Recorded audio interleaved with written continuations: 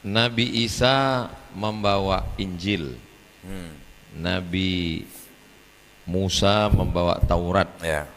Sementara kan ketika misalnya ada orang Islam ditanya, kamu percaya sama Nabi Musa? Percaya.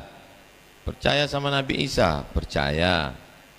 Kan kedatangan Nabi Muhammad musaddiqan lima baina yadayya lima Membenarkan. yadayhi minat Taurat wal Injil. Kamu mesti Membenarkan. percaya kepada Taurat dan Injil. Ini Taurat dan ini Injil. Itu gimana? Nah, ini penting juga. Terima kasih Ustadz sudah menanyakan. Ketika saya mempelajari kitab mereka dan mempelajari Quran dengan segala konteksnya, yang disebut dengan kitab Tauratnya orang Yahudi ini, ya, yang sekarang dipakai sama orang Yahudi dan mereka sebut sebagai Taurat, ini bukanlah kitab Taurat yang dimaksud oleh Quran. Yang pertama. Yang kedua, kitabnya orang Kristen yang mereka sebut Perjanjian Baru, yang di dalamnya ada kitab Injil, Matius, Markus, Lukas, Yohanes, itu juga bukan yang dimaksud dengan kitab Injil yang dimaksud Quran. Kenapa? Karena gini, saya yakin Ustadz Abdul Somad tidak pernah baca di dalam Quran atau hadis bahwa Nabi Musa alaihissalam dan pengikutnya menulis kitab Taurat. Betul Ustadz? Saya yakin juga Ustadz Abdul Somad tidak pernah baca di Quran atau di hadis yang sahih Nabi Isa alaihissalam dan Hawariyun menulis kitab Injil. Betul Ustadz? Saya yakin juga Ustadz Abdul Somad tidak pernah baca di Quran ada ayat yang mengatakan kami yang menurunkan Taurat, kami yang menurunkan Injil, dan kami pula yang menjaganya. Betul Ustadz? Nah, karena tidak ada itu, bagaimana kita bisa yakin bahwa ini adalah Taurat dan Injil yang dimaksud Quran? Ayat-ayat Quran yang lain membuktikan, nanti bisa membuktikan bahwa ini bukan Taurat dan Injil yang dimaksud Quran. Ketika kita membaca misalnya di Quran surat As-Saff ayat ke berapa? 6 ya.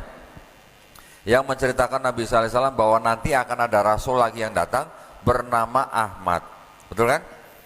Apakah di sini ada nama Ahmad? Saya sudah cari. Tidak ada. Kalau indikasinya ada, indikasinya. Tetapi tertulis Ahmad atau Muhammad itu tidak ada menurut saya ya. Kenapa? Karena di dalam kitabnya orang Taurat ada orang Yahudi ada ayat Kidung Agung pasal 5 ayat 16 yang tertulis nama Muhammadim. Beberapa teman saya dan guru saya juga ada yang mengklaim bahwa itulah nama Nabi Muhammad SAW yang ada di dalam kitabnya orang Yahudi. Tetapi saya sudah pelajari bahwa kata Muhammadim yang ada di dalam Kidung Agung 5 ayat 16 itu selain satu artinya yang terpuji, kedua ayat kata Muhammadim itu di dalam seluruh kitabnya orang Yahudi ada 12 kali atau 12 ayat. Kalau semua ayat itu diterjemahkan menjadi Muhammad, terjemahan dalam satu kalimat itu akan kacau, tidak cocok gitu ya. Karena arti yang sebenarnya adalah yang terpuji. Tapi kalau ditanya ada nggak indikasinya? Ada indikasinya bahwa ada ayat-ayat yang berindikasi bahwa ada Nabi lagi yang dibangkitkan yang ciri-cirinya sangat pas dengan Nabi Muhammad SAW baik di perjanjian lama maupun di perjanjian baru.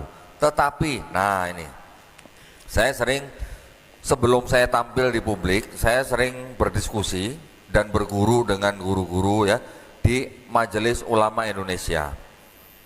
Dalam hal kita berdakwah ya di publik, yang mana yang menonton tidak hanya umat Islam, saya diperintahkan atau diajari untuk tidak menafsir kitab suci orang. Karena apa? Karena kita umat Islam juga tidak mau Quran kita ditafsir secara salah oleh orang yang bukan Islam. Setuju Ustaz ya?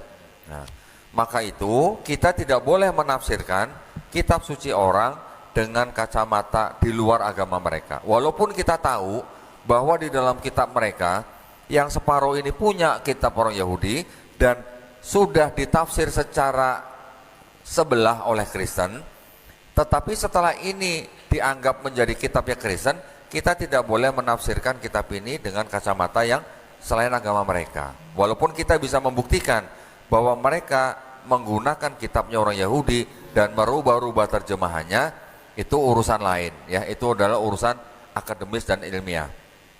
Nah, jadi ketika Ustaz bertanya kitab yang disebut dengan Taurat Injil apakah ini dan ini?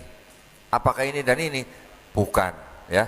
Ketika kita membaca juga di Quran surat Al-A'raf ayat 157, mereka beriman kepada nabi yang ummi yang namanya tertulis di dalam Taurat dan Injil. Saya sudah cari di sini nggak ada, di sini nggak ada. Jadi kalau di sini tidak ada, berarti ini bukan Taurat dan Injil yang dimaksud oleh Quran surat Al-A'raf 157. Itu jawaban saya, Ustaz.